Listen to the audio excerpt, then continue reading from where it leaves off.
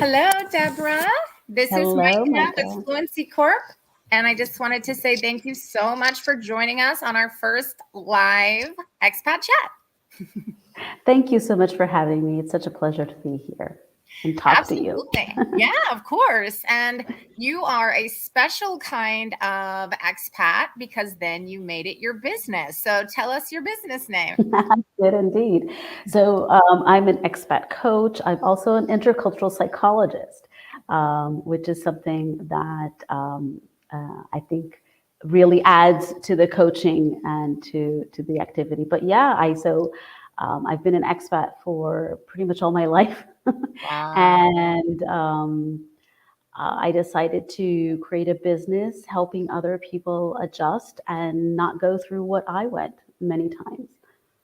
Yes. I remember when a business coach asked me one time, like, why do you wake up in the morning? I was like, I don't want anyone to feel as lost and sad as I did. Would you say that's similar?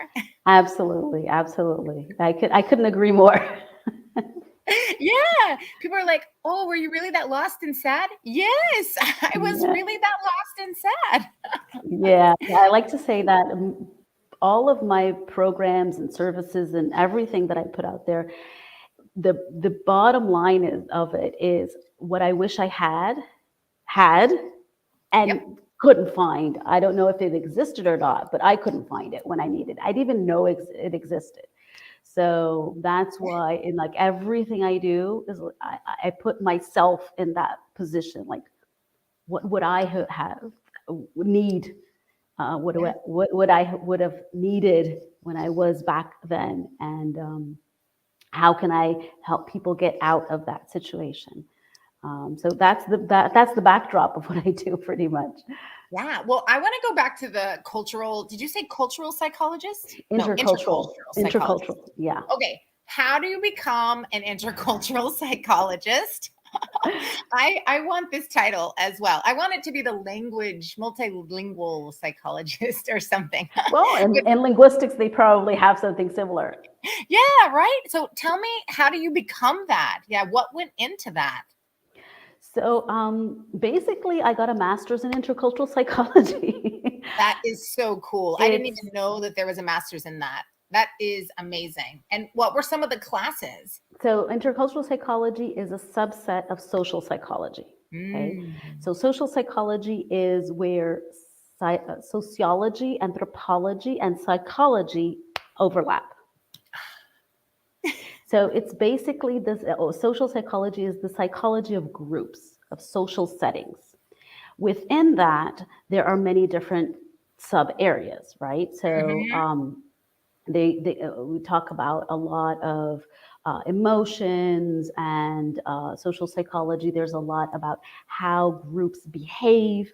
There's a lot of studies, for example, why people react in sports events the way they do. Yeah, that's something that like regardless even of the culture of the country, the behavior of people in these events, social event, sports events, they're quite similar. If you look at, very popular sports. So intercultural psychology is a subset of social psychology. It's kind of like, well, to use a marketing term, it's a niche, but we don't use that in research. We don't use that term. It's a subset.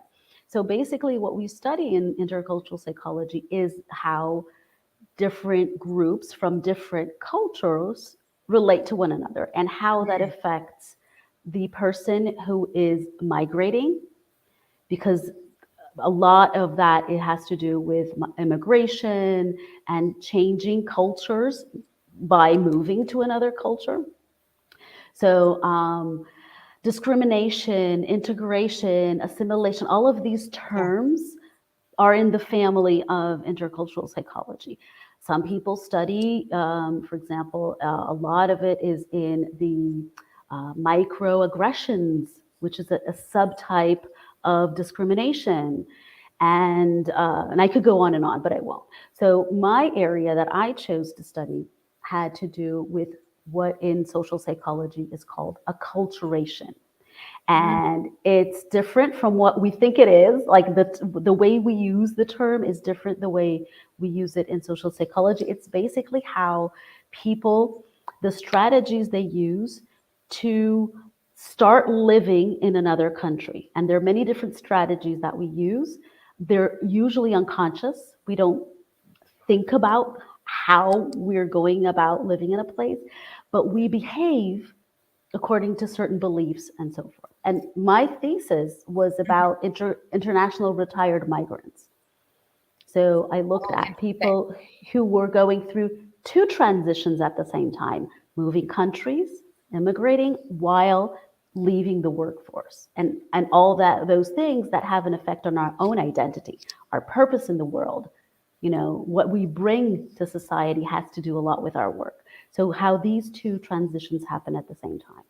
So I won't bore you more with that Well, I theoretical want to stuff. hear about your experience a little bit more. So I know that you're in Portugal right now. Can you tell me first how you got to Portugal? I might go back later because you said you've always been an expat. So first, yeah, tell me what led to you being in Portugal and how long have you been there?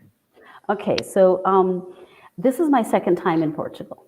The first Oh, okay. time the first time I lived here was from 2001 to 2005, and I had just finished my MBA. So I used to work in marketing. I used to work in corporations, nothing to do with this. And basically, having had prior experience being an expat, immigrant, foreigner, I don't care what you call it, some Yeah. place, um, I thought I had, it was going to be easy breezy lemon squeezy, but it wasn't. And why did you move in 2001? Because I got a job here. Oh, what were you doing? That's I so was hard to get a job in another country. Do tell us. I was working. I had just finished my MBA in Spain, and I was working in the company doesn't exist anymore, in interactive television. So it was Okay. like the boom of the internet. Remember that, like 20 years Of ago, the course. internet was like, I remember. Yeah, yeah. And, so I was like thrilled to be in that new, area of in the new market and all that.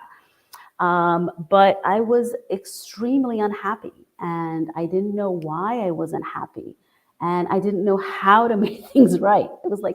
It was a total mess. And I had this expectation that it would be easy because I had lived abroad before. I mean, I've lived in France, I've lived in the UK, I've lived in Brazil.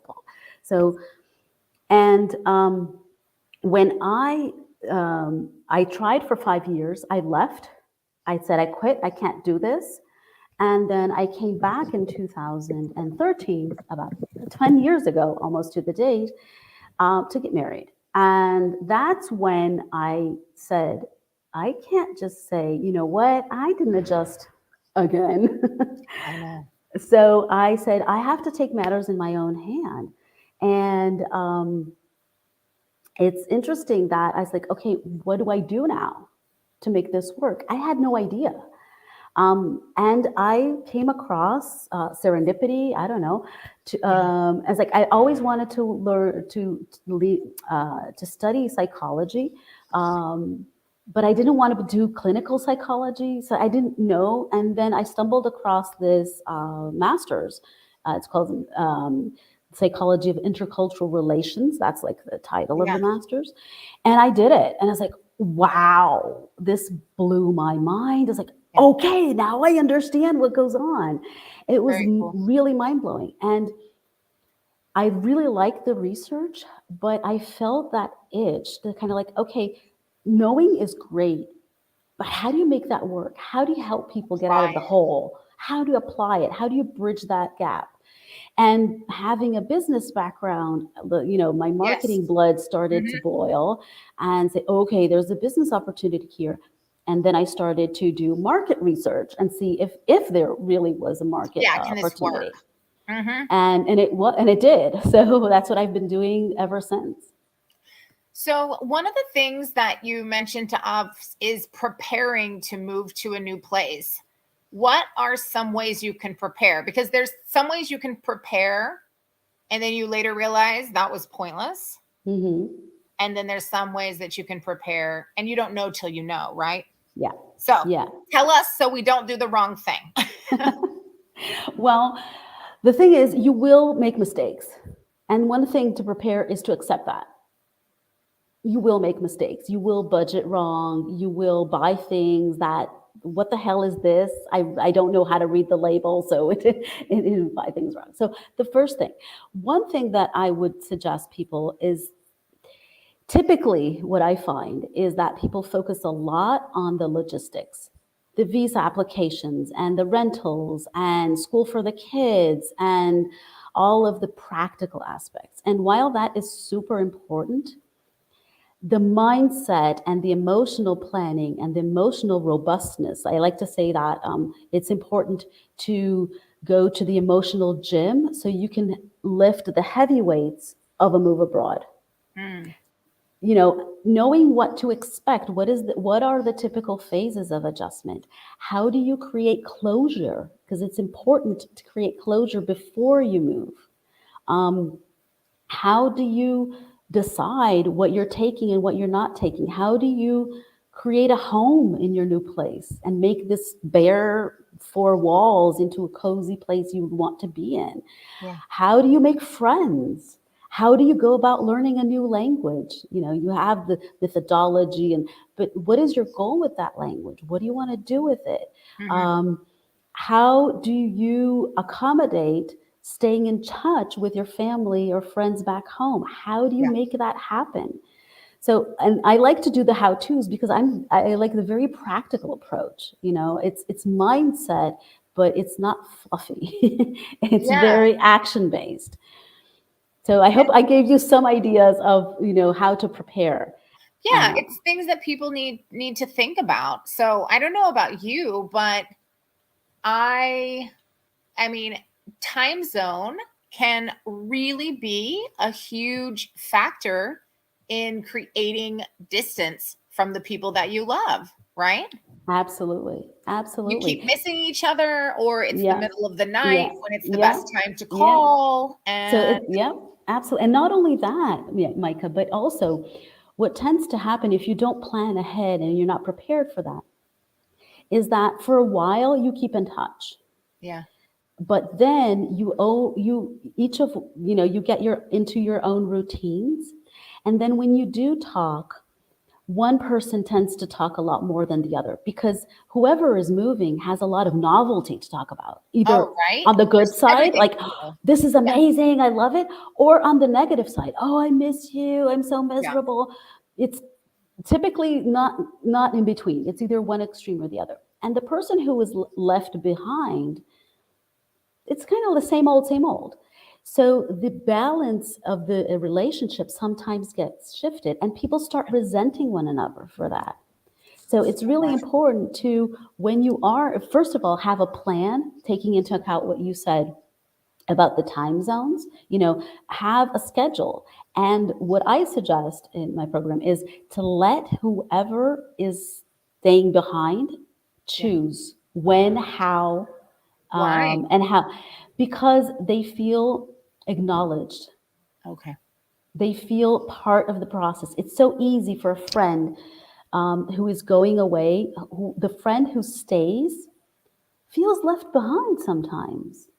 So it's important to include that person in the process and ask them, would you like to talk on Zoom, on WhatsApp, on FaceTime, email, as you know, texting? How do you want to keep in touch instead Yeah. of whoever is going calling the shots? Okay, that's a great tip. Um, and so that's how we set up for success. Um, I would love to know from your personal experience or from how many conversations with you've had with so many expats, what are, the number one mistake either you made or the number one mistake people make in general? Either one. I love a good story. So if you can tell Sure, me a story, I'd love it. sure. I'll give you my own example. So I think the number one mistake we make is not knowing what we're moving for. We typically know why we want to move. We have a lot of reasons why it makes sense and why it's good for us. but we very rarely tap into the purpose of the move. And these are different things. So when I moved to Portugal the first time, um, I was very not aware of what I wanted to move for because I had left my MBA, I had finished it, I wanted to go up the corporate ladder. I had, all these ambitions to grow professionally. And I ended up in a country that is this big, that has, I don't know if zero, but very few headquarters from multinationals here. So I came to a place that was disaligned with what I wanted in life. So that is, and it has to do with the what for, is that when we move, I knew why I wanted to move. I wanted to move because I wanted to live in a European country, because I liked the project, but I didn't know what I wanted to move for. And that's the crux of the matter. Yeah. And when you do find that out, you can objectively look at your life goals. What are my life goals for the next X years? And see if that move makes sense within that context. Yes. I'm trying to think like what was the goal of me when I moved to Mexico, and I hands down get fluent in Spanish. I think that was like why I moved. So for your last move to Portugal, did you have a goal for that one? Well, yeah, for my last one, and I only knew kind of like after the fact because I moved without the knowledge that I have today. Yeah. But now I moved and I live here for the environment. I wanted to have a family, raise children in an environment that was that I felt was safe, that Hmm. was wholesome, and my professional goals are completely different than they were before because we change. And that's actually another mistake that I made as well. And actually, I was just talking to a client yesterday about this, is that especially for us people who have moved around, we tend to think that, oh, there's no problem. I've lived in this, and you start listing the countries that you've lived in. The thing is, we're not the same people. Oh, I could not agree more. I mean, what I did at 26, I don't think I could do at 41 with a 2-year old. Exactly. Exactly. So, I couldn't even like, I know our values are different, our priorities are I'm different, tired. our energy is different. Absolutely. Our energy I'm like, levels I are couldn't different. do the new language again. And I can't Yeah, do that. Everything's different again. absolutely. So that's something that I catch many people falling into that trap. And I say, Yeah. guys, we are like water. We behave differently according to the terrain. It can be a waterfall, it can be a lake.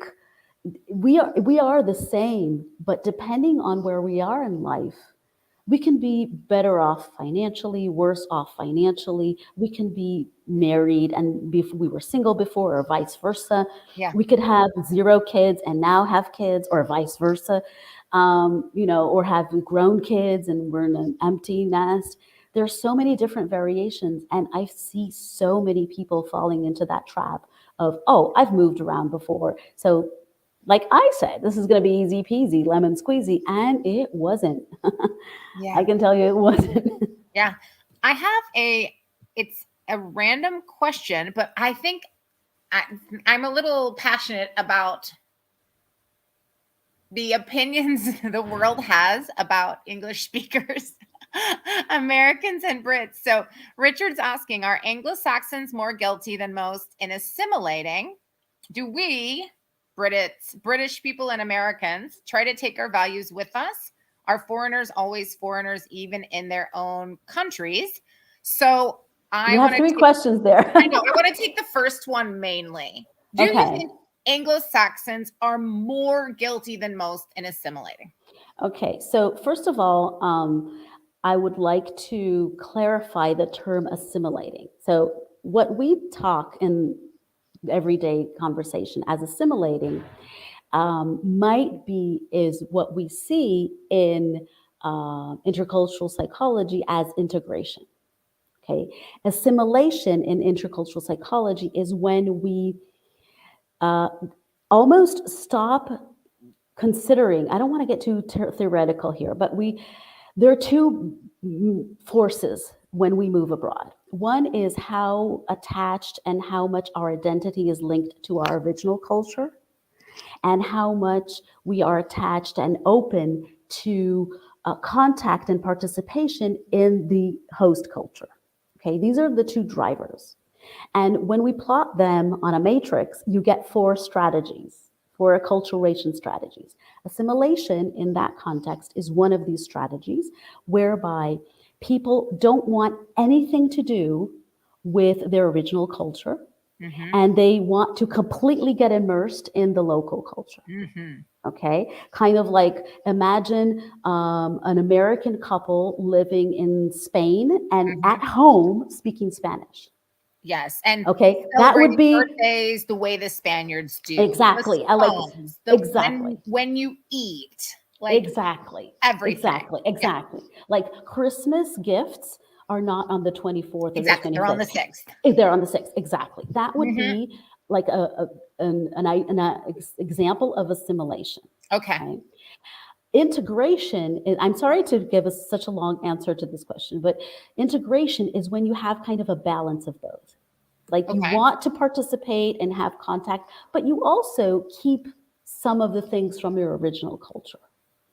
Now, I have to be honest, I have a problem with the word guilty I know. because That's what I was. This is my point. Yeah, I was actually going to say the same thing. No offense, Richard, but like, why is I'd it like to clarify bad? that. Yeah. What does he mean by guilty? Okay, Richard, what do you mean by guilty? Like, as in, like, we want to still do the things that Impose we've our always done, yeah. even though we've moved. Yeah. Yeah, I'd like to understand that a little bit Yeah. more in order to give an answer that, like, maybe addresses the issue Yeah. the best way possible. Um, so I'd like to understand what guilty means. So, And another thing is that I don't like stereotypification. I no. don't talk about the Yeah. Spaniards are like this, the Anglo-Saxons are I like don't that, the like to Americans are either. like that. You Yeah. know why? Because we are not our culture. We are Yes. we are our personality, we are our background, we are our family Our experiences. family. Oh my We gosh. are Talk about the origins of our grandparents in the US or exactly. anywhere. Whoa. So exactly. So A in my lot of programs, I don't use this kind of stereotypification because I think it's reductive. Like I'm Brazilian, yeah. and people look at me like you don't look. It's like Brazilians can be anything. Thank you. So Yeah. I avoid that, and what I use instead, I like there is a concept. It's called cultural dimensions from Gert Mhm. Hofstede. I probably butchered his name because he's Dutch, but Yeah. it's something that I learned in the Master's in Intercultural Psychology, and I really like his approach, which has cultural dimensions. So there are 6 cultural dimensions, and you compare the dimensions within different countries instead of talking about X nationality is like this, Y nationality is like that. I think that's richer and brings more to the discussion and to clarification than anything else. Because what is Anglo-Saxon? What is American? I mean, American, it can be anything. Yeah. Richard, are they on vacation there? Because I don't think they can do sun and beer and fish and chips every day as an expat. Well, and even if they're retired, And I was thinking about that too. So many yeah, people retire to places, yeah. and Even if, there are huge expat communities in Mexico. There are huge expat communities for, yeah, retirement or yeah, yeah, for, yeah. I mean, most people want the sun, right? In the yeah. world. But that gets old. The thing is, most times, and again, it depends on every person's Yeah. strategy.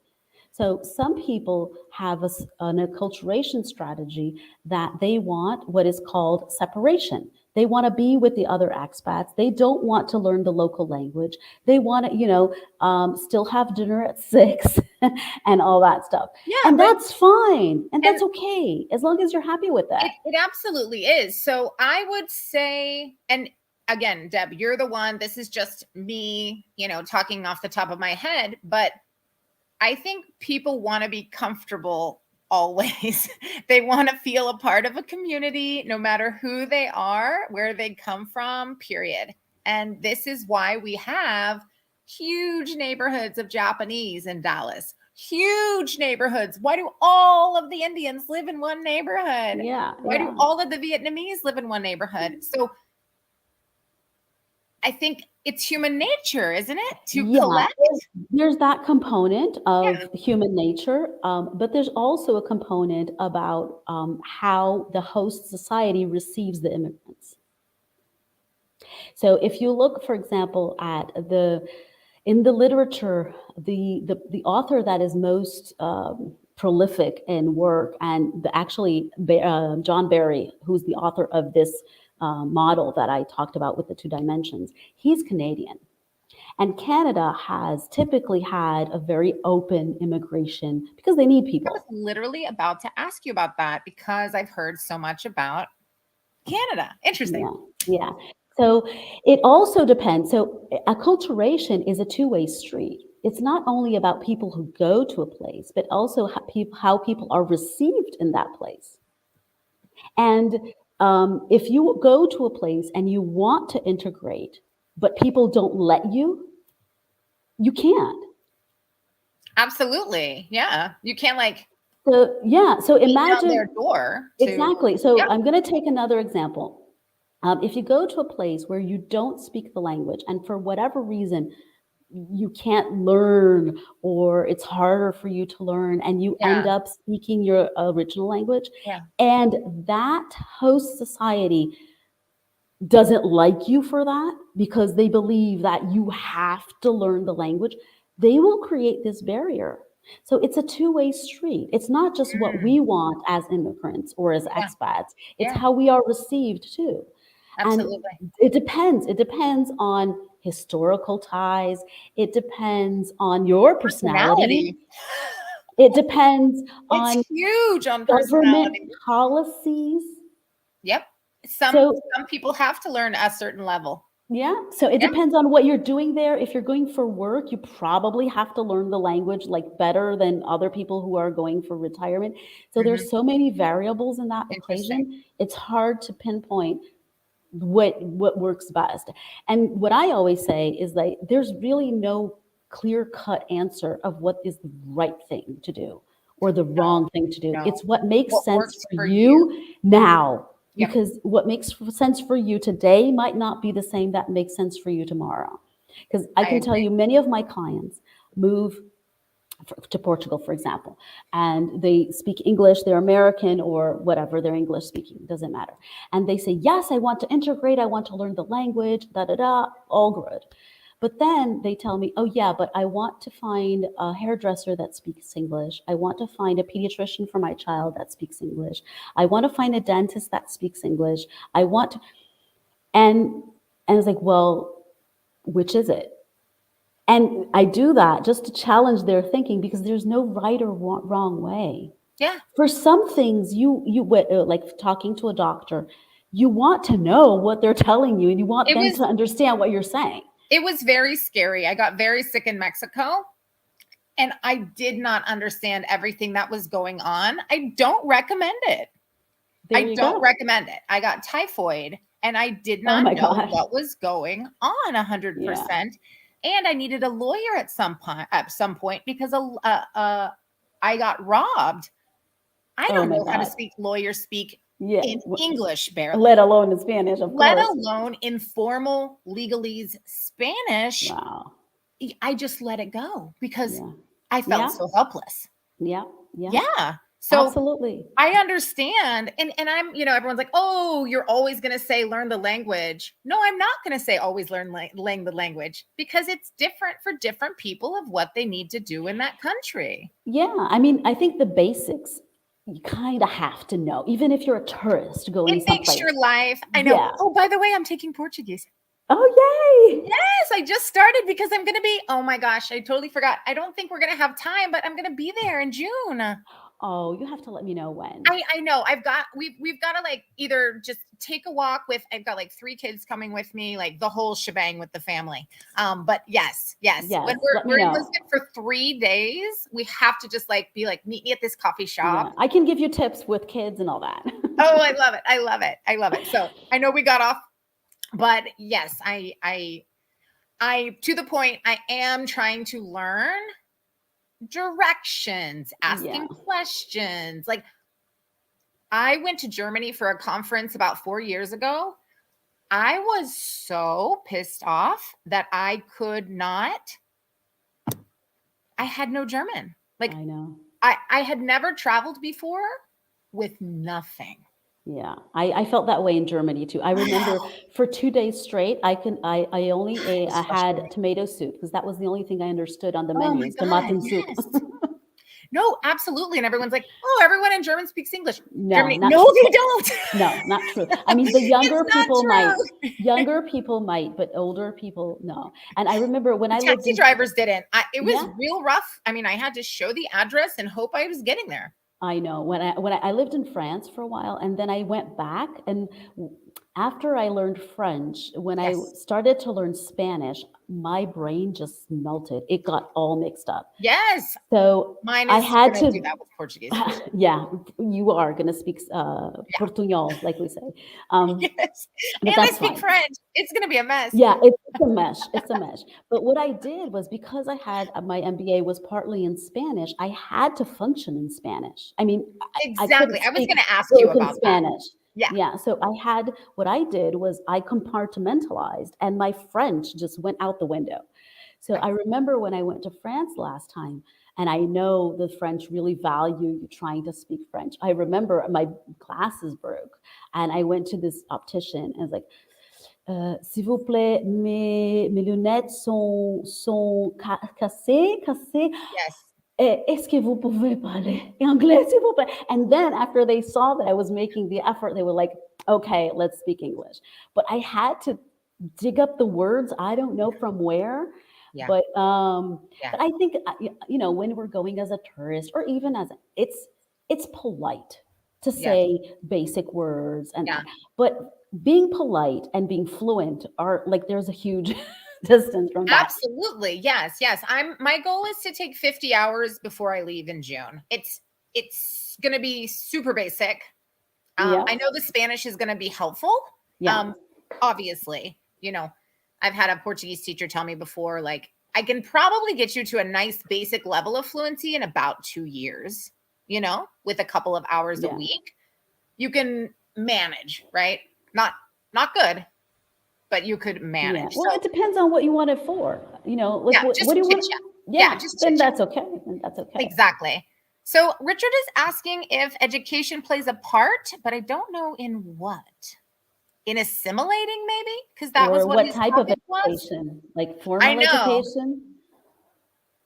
Well, I think that what plays a part in a lot is not so much.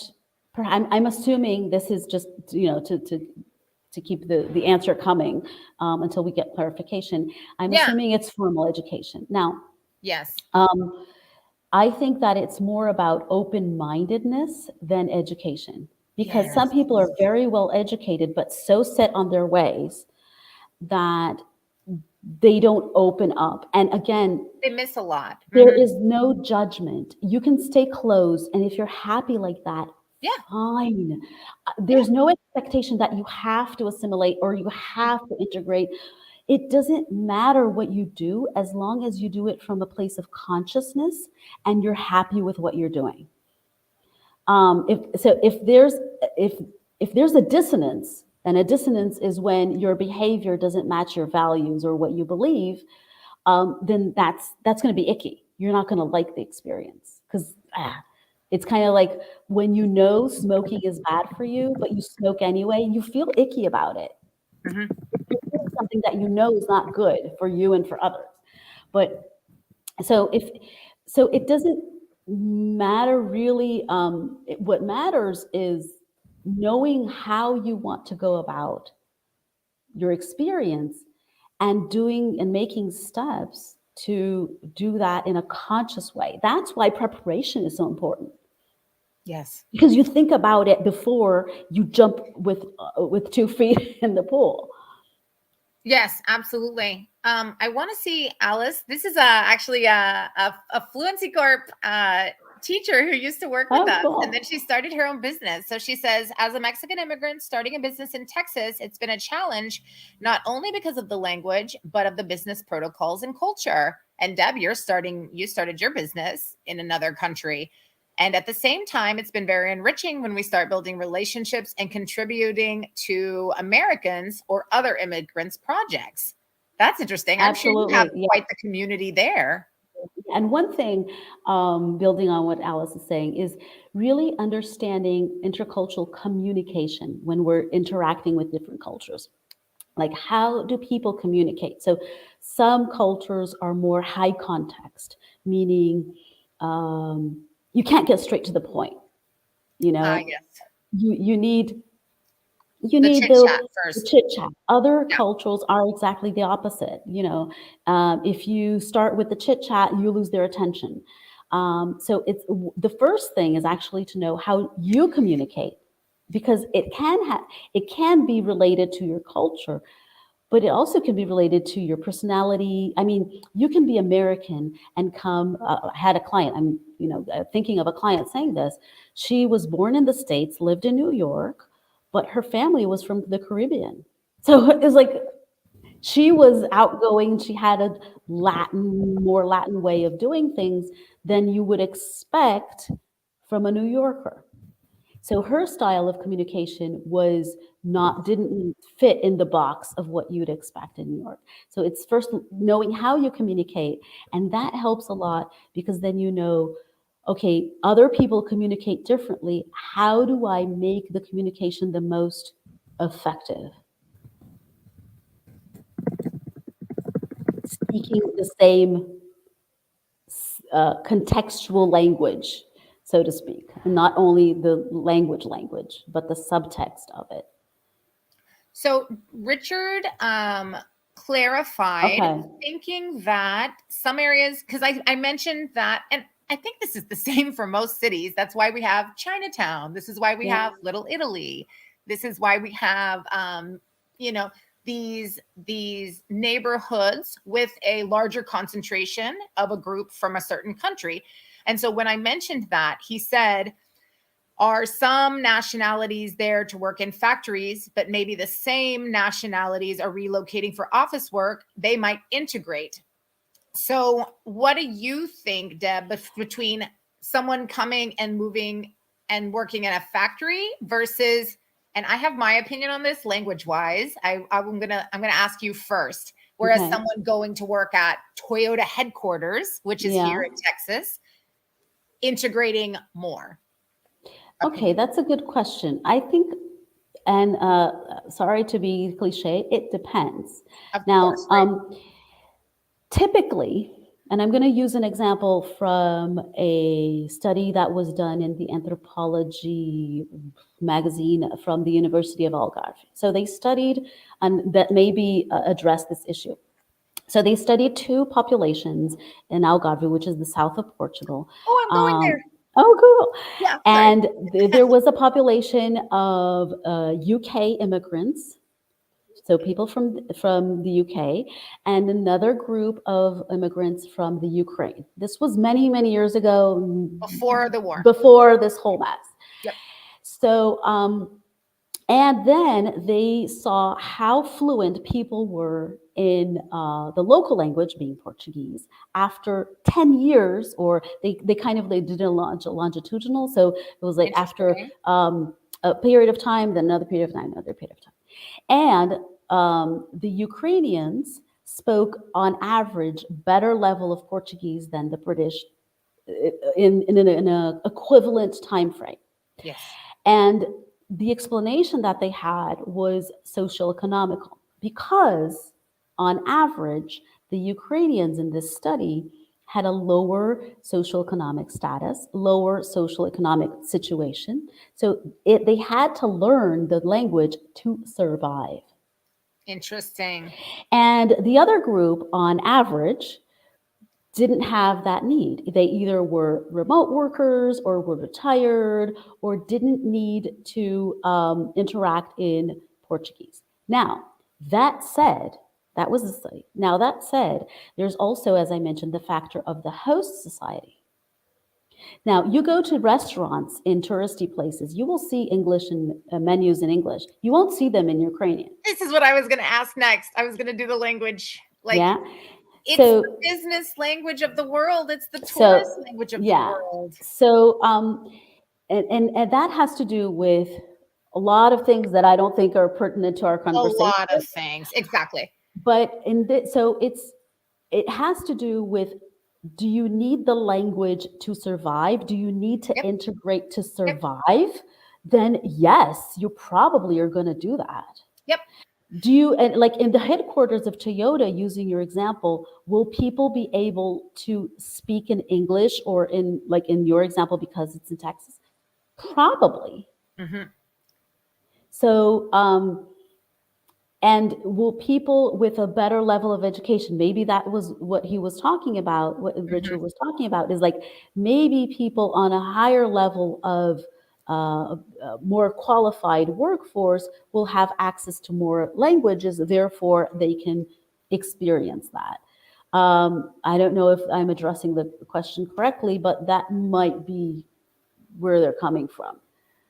And I'll throw in my 2 cents. And again, I don't have large studies, right? We have to take a lot of these things with a grain of salt and anecdotal, because I'm not quoting studies. To Deb's point about the English speakers, I think this is why I often defend English speakers, is it's often very hard to avoid English. It can be. There isn't quite as, you got to figure out what's on this menu, or you don't know what you're going to get to eat because there's an English menu.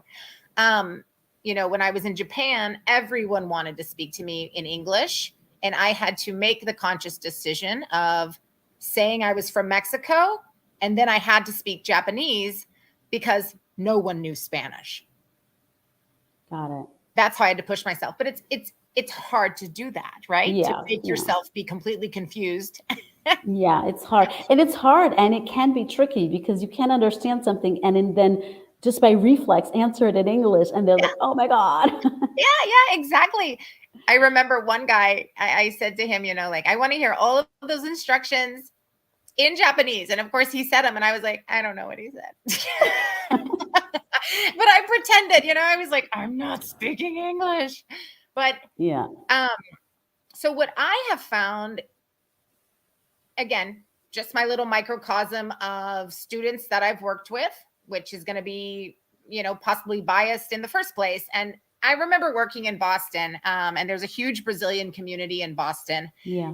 And so many of the people had absolutely amazing levels of English because they're working in the kitchen, and then the waiters are all English speakers. So they're daily getting more and more fluent. Yeah. And their English was incredible after about a year because they had to, right? They Yeah. had to communicate with the front of the house. And so, to Richard's question about factories and things like that, it's just exposure, right? Yeah. If I would say that it depends. It's exposure. And it's I think exposure, yeah. your point is like, does your life depend on that? Yeah. If Yeah. it does, then you will Exactly. do it. And to his question about education, I cannot tell you how many people we work with at Toyota that don't speak as well as the people who speak in the back of that kitchen. Mm-hmm. Yeah. Because And there's the Japanese portion at Toyota, and they all work Yeah. together all day. Yeah. And it depends also on how exposed they were to other languages as a child or as a young adult. So many How factors. much they like languages. Some people don't like to learn languages, and that's I was okay. going to Not say, everyone. personality. I didn't like to study physics at school. I still don't, but it's great that there are people who do like to do. Thank God. So we all have our thing. Yeah. And that's fine. Absolutely. Okay, let me look at my next. I'm looking at my next little list of questions. I'm putting us on a totally different path now. Okay, what are the differences between countries and or nationalities that you've seen? I love these questions. Okay, countries and nationalities. Again, I find it hard to answer these questions without being like very. We can do another one if you want. Uh, no, that's okay. Because I do get these questions, and what I tend to see is that, and what in what context is the differences? Let me just clarify that so I can give a more assertive answer. Ready. In terms of integrating, or in terms of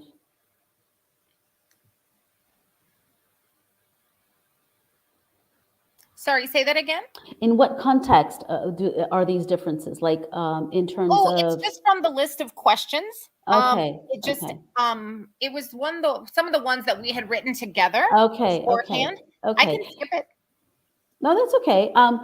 So basically, what I see as kind of like differences is in terms of nationalities is that people who um, speak the language or think they speak the local language tend to minimize the challenges of moving to this country. And I'll give it a specific example. Okay, yeah. So, for example, if you're Brazilian and you're moving to Portugal because Brazil speaks Portuguese and Portugal speaks Portuguese, Got it. you tend to minimize the challenges of the move. And what people forget Yeah. is that if you're Brazilian, you don't speak European Portuguese. Yeah. You do, it's the same language, but it's kind of like putting someone from the Midwest in the Highlands of Scotland. It's That's the a same thing. that's a really good point. I tried to explain to somebody yesterday. They were saying, "Oh, there's so many phrases I don't know." She was from Mexico, now working in the United States, and I said, "I moved from Oklahoma City to Boston, and there were so many phrases I Yeah, don't yeah. know." It's, I I said, "There's mean, gonna be phrases you don't know." yeah, and it's not only phrases in this particular case about the Portuguese from other Oh, Portuguese sure, speaking exactly. countries. This is Yeah, it's like the accents and the intonation and the yeah, cadence yeah. and The so humor, the the humor. So humor is so dangerous. humor is Humor very, is so dangerous because yeah, you yeah, can easily offend someone without even knowing what you're doing. yeah, So, so yeah, that's that would be, I would say that nationalities more about like similarity of languages. yeah. They tend to minimize or to underestimate the challenges of adjustment in a new country. Okay, for all the people listening, watching, exercising and listening wherever you are, if you guys have questions, we're on our countdown here. This is the moment to ask Deb anything that you would like. I'm going to keep going with a couple of things. So Deb, in my language business, I'm often talking to the RMCs and the DSPs and saying, please check in with your clients 3 months and 6 months down the road. Don't move them, find the kids a school, check in Yeah, 2 weeks later and say peace out. They are going to need more, most likely. Check in absolutely. again. It's not a lot of time, right? To check in. So to that point, because that's kind of when I fell apart in Mexico, was about the 4 to 6 month mark of my living there. So what do you hear from people after the move? Like, holy, I didn't Hmm. know Yeah, it would be this bad got or it. hard. Got it. Well, to your point, there is a report from PricewaterhouseCoopers, and there's an article in HR Review magazine that Ooh, states that at up to 40% of international assignments within corporations fail. And what they consider failure is the person, let's say they have an assignment for 5 years, they go back before the time of the assignment ends, up to 40%. And in the report, they say that the average cost per employee that fails is around $300,000. I was going to say 250. Okay. Okay. Yeah. So it's a big deal. So the thing is that you got to check in, and what mostly happens is um, either in a corporate context, either the person is underestimates the challenges with dealing with different cultures in terms of communication, in terms of even food. Yeah. It takes a while for us to adjust. Yeah. That's one thing. The other thing is that sometimes there are certain things we perceive in a culture, certain values that we Hmm. perceive in a culture that are not aligned with our personal values. I'm going to give you an example. Like, let's say that we come from a place that is very ethical and objective and assertive, and we go to a country where the decision making process is at the water cooler, which is a little bit more laid back and that. Yeah. Or, deals are done and everything is discussed and decided during a 3-hour lunch with the buddies. It can be hard in a corporate setting. So it's dealing with these aspects. That's one thing in a corporate setting. With the families, it's not preparing properly. Many times, partners that move with the spouse to a new country, they're leaving a career behind. They're leaving a support system behind. Many they're typically wives. Unfortunately, I wish there were more husbands or males in the opposite position, but Accompanying. Hmm. it's typically wives. They sometimes go from a place where they're making their own money to having to ask their husband or their partner for money for everyday stuff. That Hmm. takes a toll on your self-esteem Yeah. and your self-worth. So it's understanding, it's preparing for that to happen. And when you realize and you didn't prepare properly or you didn't prepare enough, and the proverbial X hits the fan, and then the relationship is, it takes a while for the kids to adjust. It takes a while for the kids to make friends. It Yeah. takes a while for everyone to start getting their ground, finding their ground. Um, and for those who are not in in a corporate setting, typically what happens is they either lost sight or they never saw what they were moving for, kind of like what I did. Yeah. Yeah. So, or what they were moving for, they weren't able to adjust and it didn't pan out in reality. Yeah. So I would say that these are the main aspects. That's why, it's important not only to give the corporate cultural training, which is this nationality is typically late. This nationality, when Yeah. you get like an age in certain countries, you don't hand people money. You put it on the table. It's unpolite to give someone money to their, like, these customs. They're super important. But what cultural training doesn't do is help people understand how to navigate their emotional side and their behaviors Yeah. within these new rules. Yeah. So those are the things that I can't stress enough. If you want someone to produce, and those 40% don't even account for the fact that people who don't fail but stay on and they're miserable and unproductive. I know. So Yeah. the whole is a bit larger than that, I'm sure. And I heard from a company the other day, that's not even taking account, and I will quote the HR director. The relocation failed, and then the employee came back and poisoned the well. Ouch. Yep. So that's not even taking into account the No. effect of they left me out there to drown, Yep. and coming Absolutely. back and telling everyone that. Absolutely. Absolutely. Yes. And then, of course, right, the lack of the person in the position abroad now suddenly. Suddenly, yeah. Yeah. And the Yeah. team and that productivity. Yeah. Yeah. It's So a this ripple is just, effect. yeah, exactly. There's It's a such ripple a effect. huge ripple Yeah. effect. And it's, yes, I think people think oftentimes with culture and language, like, oh, these are soft skills. We can put numbers on it, people. Oh Right?